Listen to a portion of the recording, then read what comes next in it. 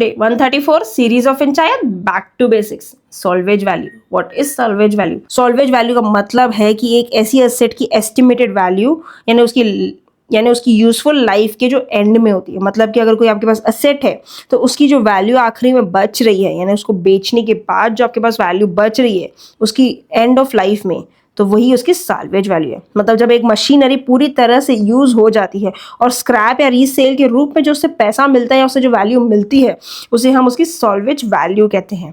जैसे अगर एग्जांपल दूं तो जैसे मान लीजिए कि मिस्टर ए ने जो है बिल्डिंग खरीदी 10 लाख में खरीदी थी।